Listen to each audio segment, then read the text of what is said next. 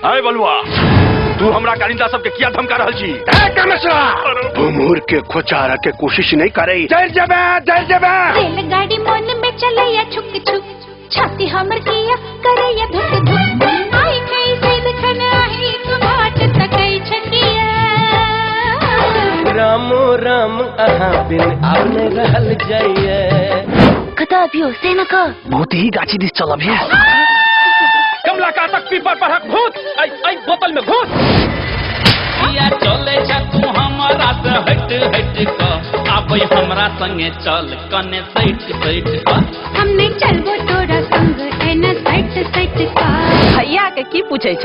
खेत में गेलवा हर जोता।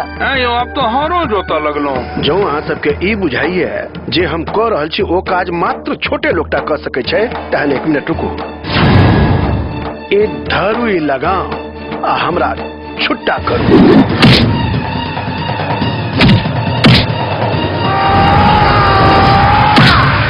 अनाचार, व्यभिचार, भ्रष्टाचार, बलात्कार सब पर अहाँ अंकुश लगा देबे की? अंकुश नहीं लगा सकबै मुदा आंगूर तो उठा सकै छियै कि नहीं? हम तो कहे छी बलबन ठाकुर के खड़ा करब। मुखिया जी हमरा इंदिरा आवास वाला की भेलै? अरे काल्हि हम इंदिरा आवास के अलॉटमेंट करबाबै छी। हमरा नहीं चाहिए इंदिरा आवास। इंदिरा आवास के रुपैया सब खा गेले मुखिया। खा गेले मुखिया, खा गेले मुखिया। हकन का नहीं छै गामक दुखिया, सबटा खा गेलै मुखिया। हम अहाँ के प्रेम करे छी अंजू। जहिया सौ अहाँ सौ नैनाचार भ गेलै, ताहि दिन सौ जिंदगी गुलजार भ गेलै, गुलजार भ गेलै। हम कहलौं ने मैना तो उड़ गेल। उड़ा दही कते कुड़ते, एक दिन बचते है टायर पर। भौजी हमर दीदियों की इच्छा छे जे ए परिवार संगे संबंध जुड़े। मुखिया मुखिया धन्यवाद। स्वर्ग सन मिथिला धाम आपन गाम, स्वर्ग नचै धरती पर। हमरा से पूछे दीजिए हम आके कतेक प्रेम करे छी। काम में बड़ा पुजुर पुजुर भ रहल है, ई ठीक बात नहीं। उसार बलुआ अहाँ के कष्ट दिए तो अहाँ हमरा जरूर बताएब।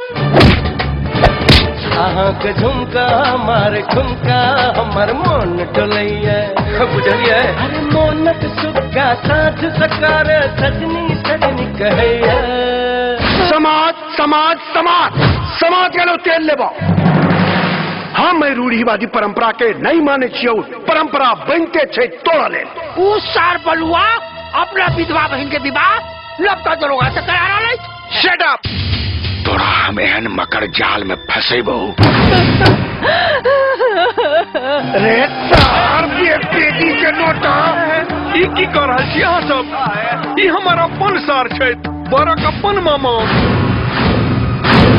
हम चलो बरख 18 हमार, आप हमर गौना कराओ।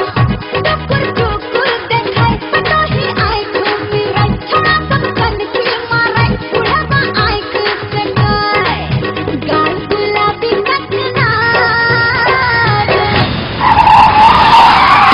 कैसे भी करके ढूंढ के लाइए उसको। ई ले चाहे चल के कर बहिनक बियाह एहि घर में होए। कानून के अपना हाथ में लेके कोई अधिकार नहीं। सजना के अंगना में सोलह गुंजा।